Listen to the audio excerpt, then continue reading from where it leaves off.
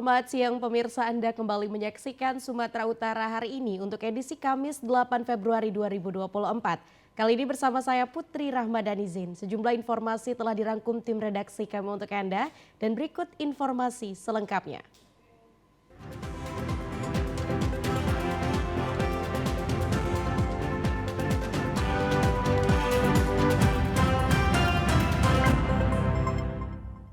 Pemirsa, di informasi siang ini belasan rumah panggung yang terbuat dari kayu di pesisir Belawan Kota Medan ludes terbakar pada Rabu sore. Api diduga berasal dari arus pendek listrik kabel yang terkelupas di atas rumah warga.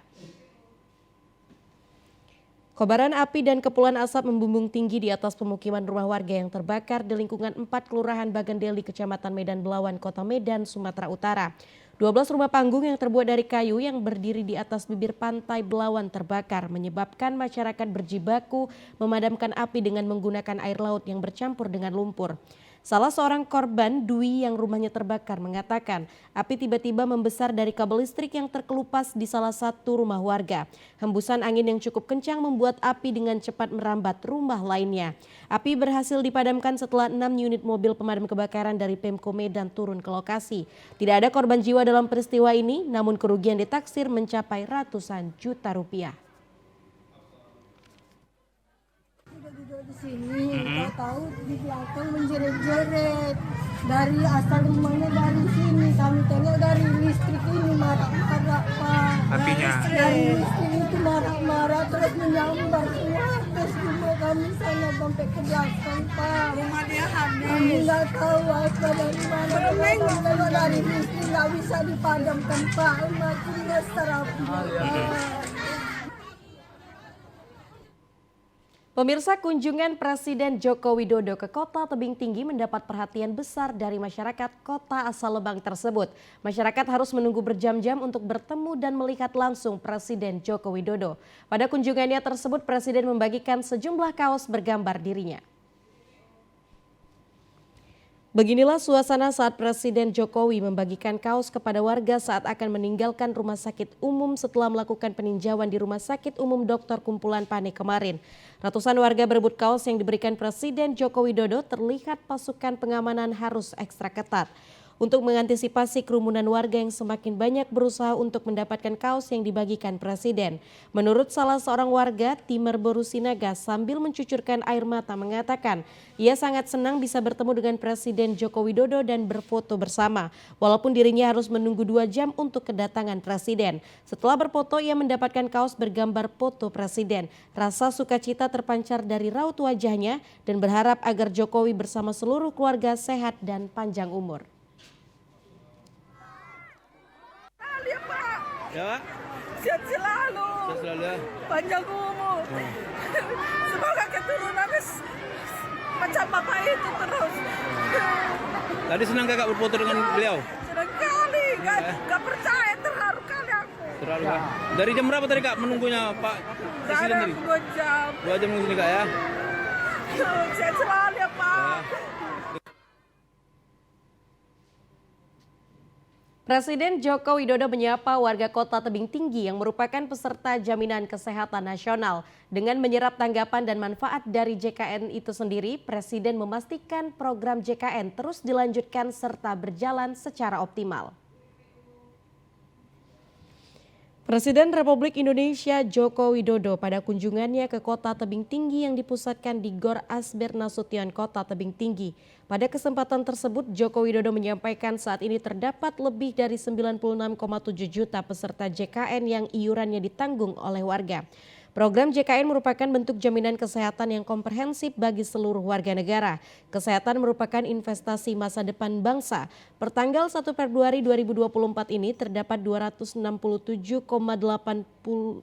juta atau 95,97% dari total penduduk Indonesia yang telah terdaftar sebagai peserta JKN. Semakin tingginya jumlah peserta JKN maka perlu diimbangi dengan jumlah fasilitas kesehatan yang mumpuni. Saat ini terdapat 23,639 fasilitas kesehatan tingkat pertama atau FKTP dan 3,120 fasilitas kesehatan rujukan tingkat lanjutan atau FKRTL yang telah bekerja sama dengan BPJS Kesehatan di seluruh Indonesia. Oleh karena itu Presiden Joko Widodo memastikan secara langsung program tersebut harus berjalan dengan optimal sehingga masyarakat dapat merasakannya. Pemirsa, informasi lainnya datang dari Ketua Dewan Perwakilan Rakyat Daerah Sumatera Utara meninggal dunia di Rumah Sakit Siloam Medan, Jalan Imam Bonjol, Medan. Masyarakat Sumatera Utara kehilangan sosok tokoh yang komit dalam pembangunan. Diketahui Baskami Ginting tutup usia pada umur 64 tahun. Usai dinyatakan meninggal dunia, jenazah Ketua DPRD Sumatera Utara ini langsung dibawa keluarganya ke rumah duka yang berada di Komplek Tasbih 1 Jalan Casia Raya, Medan.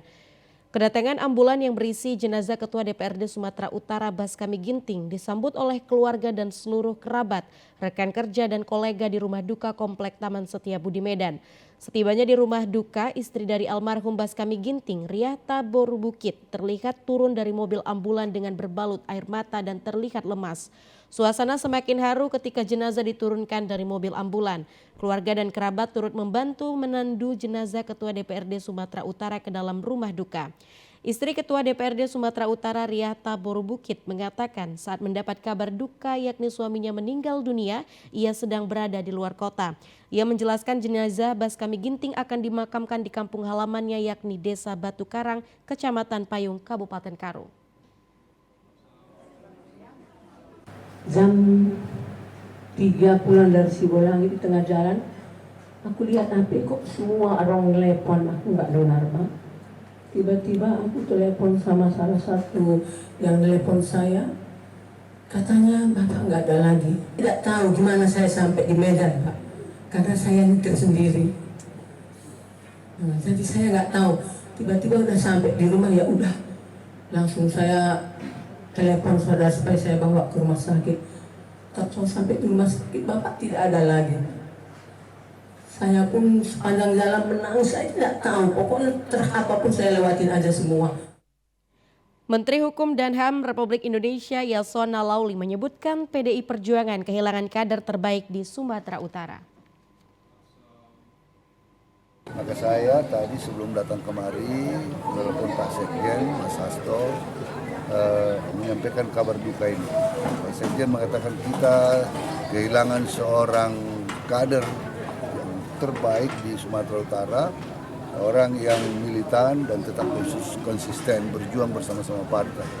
Kami tentunya sebagai partai merasa kehilangan. Juga masyarakat Sumatera Utara merasa kehilangan karena beliau sudah mencapai puncak karirnya sekarang sebagai Ketua DPRD Provinsi Sumatera Utara yang tentunya banyak berbuat untuk masyarakat Sumatera Utara.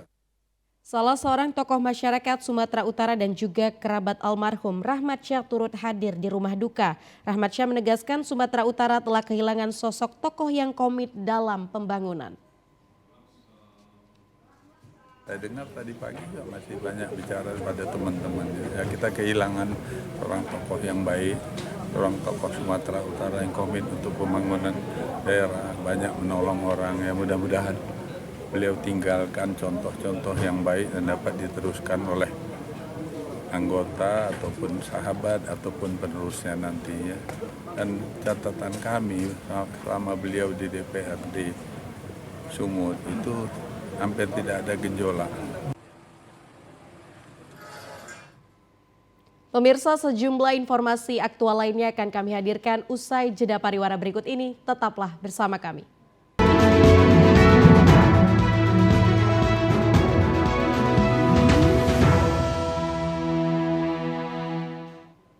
Pemirsa, calon presiden dan calon wakil presiden nomor urut 2 menghadiri konser Indonesia Maju di Kabupaten Deli Serdang. Selain berorasi, paslon dengan julukan Gemoy ini juga membagi-bagikan susu.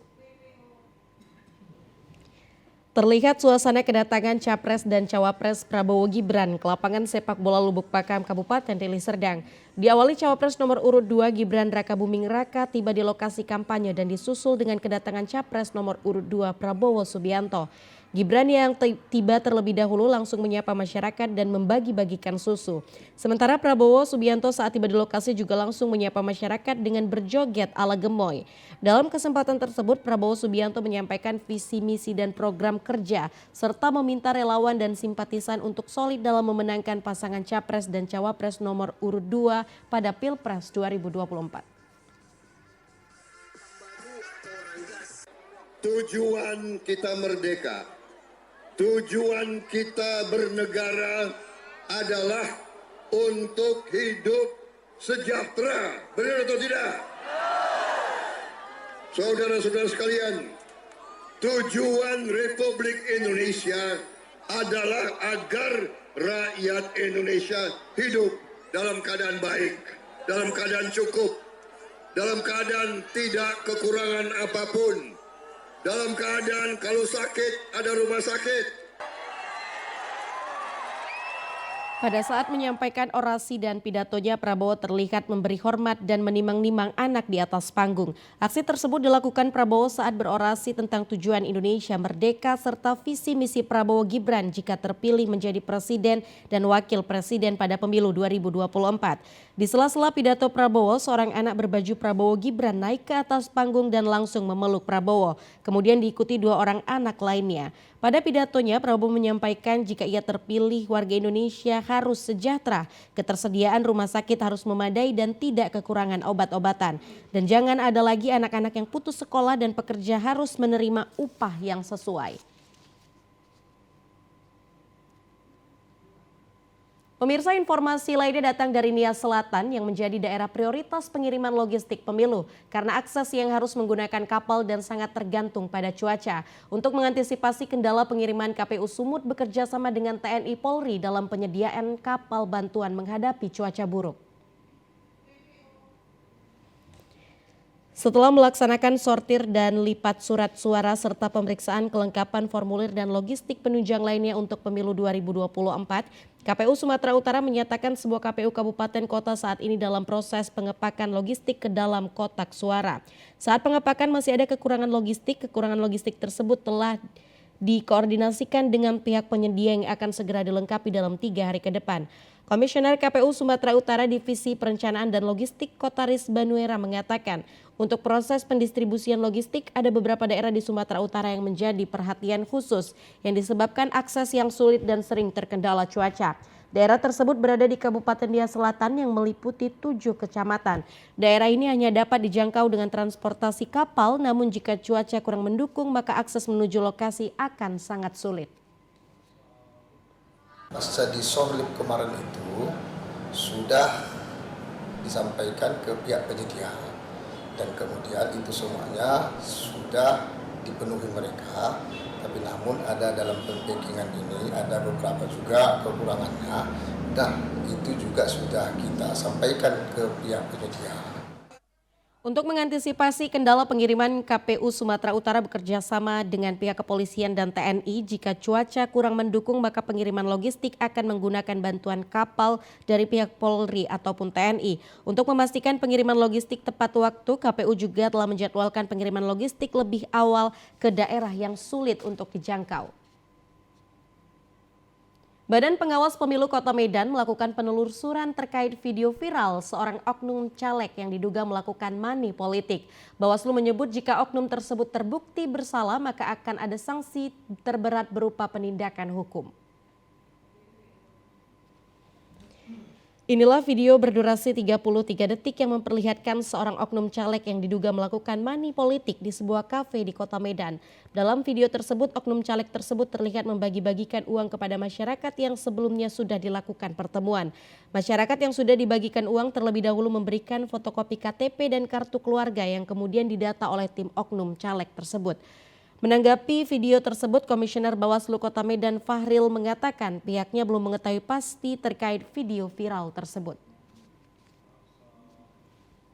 Yang pastinya kami kan belum mengetahui secara pasti, secara jelas dalam video tersebut. Tapi kami sebagai Badan Pengawas Pemilu dan mencoba menelusuri terkait yang ada dalam video tersebut. Apakah caleg itu kemungkinan bisa dipanggil Pak Fahril? Itu kita lihat dulu nanti soal kebenaran dalam video itu. Artinya siapapun nanti yang menjadi bagian dari video itu kita cek data dia dan klarifikasi. Bawaslu Kota Medan akan terlebih dahulu melakukan penelusuran terkait video viral tersebut. Nantinya jika terbukti terdapat unsur money politik di dalamnya, maka pihaknya akan merekomendasikan ke Setrak Gakumdu. Pemirsa, KPUD Deli Serdang menggelar rapat koordinasi bersama PPK Kecamatan Sekabupaten Deli Serdang untuk membahas anggaran pelaksanaan pemilu 2024 yang tinggal menghitung hari lagi. Rapat koordinasi ini dihadiri Ketua dan Sekretaris PPK Sekabupaten Deli Serdang yang membahas tentang penyaluran dana dan pertanggungjawaban dana pelaksanaan pemungutan suara pemilu 2024. Kegiatan ini digelar di The Prima Hotel, Jalan Arteri Bandara Kuala Namu, Deli Serdang. Adapun anggaran dana yang akan disalurkan untuk setiap TPS sebesar Rp3.500.000 dengan rincian dana yang akan disalurkan adalah untuk pendirian TPS sebesar Rp2 juta, Rp500.000 untuk biaya sewa print scanner dan Rp1 juta untuk biaya makan serta minum KPPS. Sementara itu untuk gaji anggota KPPS sebesar Rp1.200.000 dan untuk ketua KPPS Rp1.100.000. Untuk anggota KPPS akan dibayarkan setelah tugas pemungutan suara selesai dilaksanakan. Ketua KPUD Deli Serdang Syahrial Effendi mengatakan dana tersebut akan ditransfer dari rekening KPUD Deli Serdang ke rekening dana pemilu di PPS dan selanjutnya akan diberikan ke masing-masing ketua KPPS. Hari ini kita melakukan rakor dengan ketua dan sekretaris PPK se-Kabupaten Serdang terkait penyaluran dana untuk TPS yang sebesar jumlahnya itu totalnya per TPS Rp3.500.000. Adapun Rp3.500.000 itu 2 juta untuk pendirian TPS, terus Rp500.000 untuk biaya sewa print scanner ya, biaya sewa print scanner penggandaan. Kemudian 1 juta untuk biaya operasional di masing-masing TPS, dan total yang akan kita bagikan ke rekening dana pemilunya PPS itu sebesar Rp21.430.500.000. Sekjen KPU Sumut mengingatkan kepada seluruh penyelenggara pemilu 2024 agar tidak memotong uang yang akan diberikan kepada KPPS kecuali potongan pajak sebesar 10%. Peran serta masyarakat insan pers serta organisasi kemasyarakatan di Serdang Bedagai sebagai mitra Bawaslu dalam menangkal pelanggaran perhelatan pemilu 2024, terlebih pelaksanaan pemilu saat ini tinggal menghitung hari. Komisioner Bawaslu Bambang Dena Sastra di sela kegiatan sosialisasi pengawasan partisipatif yang melibatkan elemen masyarakat, insan pers, organisasi masyarakat, mahasiswa serta lainnya yang peduli akan pelaksanaan pemilu yang jujur dan adil dan terhindar dari pelanggaran yang dapat mencederai nilai demokrasi yang jujur dan bebas dan rahasia. Bambang mengajak semua elemen dalam kegiatan tersebut untuk turut sebagai mitra Bawaslu dalam melakukan pengawasan partisipatif, baik itu dalam proses kampanye yang saat ini sedang berjalan dan pada pelaksanaan di hari pencoblosan nanti. Sehingga apa yang kita harapkan pemilu yang melahirkan pimpinan yang bangsa Indonesia 5 tahun ke depan merupakan pilihan rakyat Indonesia secara menyeluruh. Sementara itu peran media yang turut hadir pada kegiatan tersebut diharapkan menjadi mitra dalam pemberitaan yang positif dan menyejukkan, terutama dalam penyampaian hasil proses Pilpres yang berintegritas tinggi sehingga masyarakat yang menonton dan membaca tidak memiliki keraguan dan cenderung lebih menjaga netralitas media dalam menyampaikan berita ke masyarakat. Jadi begini, dalam proses pengawasan pemilu kali ini kita melibatkan para stakeholder elemen masyarakat yang ada di Kabupaten Serdang Bedagai agar bersama-sama melaksanakan pengawasan terhadap proses pemilu yang akan dilaksanakan di tahun 2024 ini. Tanpa keterlibatan elemen masyarakat dan stakeholder, insan pers, media dan sebagainya, maka Bawaslu Kabupaten Serdang Bedagai itu secara kuantitas akan lebih terlengkapi jika semua elemen masyarakat itu bergabung dalam proses pengawasan kali ini. Diharapkan keterlibatan Bapak Ibu sekalian dalam Komisi Pemilihan Umum KPUD Kabupaten Labuhan Batu melakukan sosialisasi pemilu terkait kertas surat suara kepada ribuan warga binaan pemasyarakatan yang bertempat di lapangan apel Lembaga Permasyarakatan Lapas kelas 2A Rantau Prapat kemarin. Sepekan menjelang Hari Pemilihan Umum pada 14 Februari 2024, Komisi Pemilihan Umum Kabupaten Labuhan Batu mensosialisasikan contoh kertas surat suara kepada 1.575 warga binaan lapas kelas 2 Rantau Prapat. Dalam mensosialisasikan tahapan pemilu KPUD Kabupaten Labuhan Batu menjelaskan kepada WBP 5 kertas surat suara dengan warna yang berbeda yang terdiri dari kertas surat suara DPRD Kabupaten, DPRD Provinsi, DPR RI, DPD, dan Presiden. Komisioner KPU Labuhan Batu Syahrial Ritonga menjelaskan pihaknya mensosialisasikan contoh kertas surat suara pada pemilu mendatang yang nantinya terdapat 3 TPS yang merupakan TPS khusus bagi warga binaan pemasyarakatan. Sosialisasikan terkait untuk hak pemilih di Loksus atau lokasi khusus di lapas. Hari ini kita sampaikan apa aja Bang Kira, Bang? Memperkenalkan surat suara yang ada 5 surat suara, berjenis 5 surat suara. Kalau LP ini ada kekhususan nanti gimana? Iya, ini dinamakan TPS Loksus, lokasi khusus. Di Labuhan Batu berapa lembaga pemasyarakatan? Di Labuhan Batu sendiri ada berapa LP? Ada 2. Di sini di Kecamatan Rantau Selatan, satu lagi di Panai Tengah. Kalapas kelas 2A Rantau Prapat Herliadi menjelaskan pihaknya pada Juni 2023 lalu telah melaporkan WBP kepada pihak KPU Labuhan Batu sebanyak 1.304.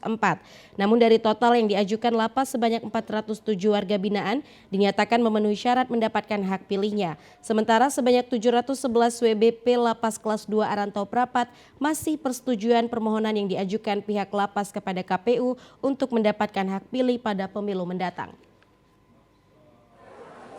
Kegiatan itu mengumpulkan warga binaan yaitu dalam rangka memberikan arahan dalam rangka pembinaan untuk integrasi sosial PPCP dan kemudian dilanjutkan dengan sosialisasi masalah pemilihan umum karena ini kan memang sudah detik-detik terakhir untuk sampai ke hari H-nya di tanggal 14 Februari.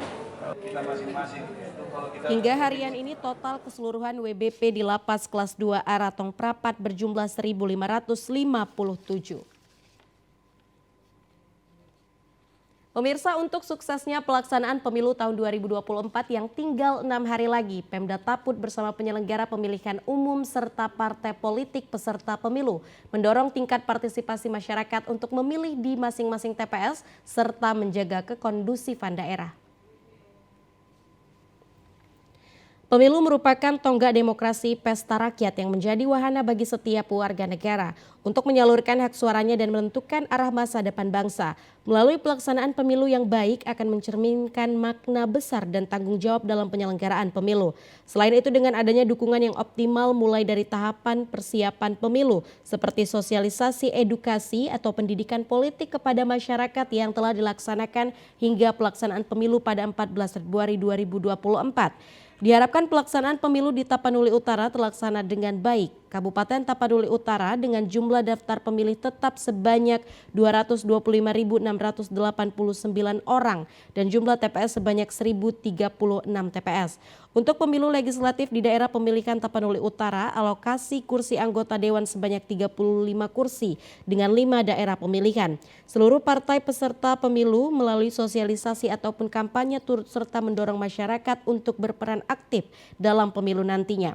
Dengan semangat kolaborasi serta koordinasi yang baik dalam pemilihan umum, peningkatan partisipasi masyarakat sangat penting pada pelaksanaan pemilu yang memiliki andil cukup besar. Menurut Sekda Taput Indra Simaremare, dengan keterlibatan semua stakeholder mulai dari KPU, Bawaslu, TNI Polri dan masyarakat melalui semangat kebersamaan semua pihak menciptakan iklim yang kondusif bagi persatuan dan kesatuan bangsa Indonesia. Sampai saat ini kondisi di Kabupaten Tapanuli Utara terkait dengan pelaksanaan penyelenggaraan pemilu berjalan dengan lancar, kondusif dan semua KPU juga sudah melaksanakan tugasnya dengan baik Bawaslu maupun instansi vertikal.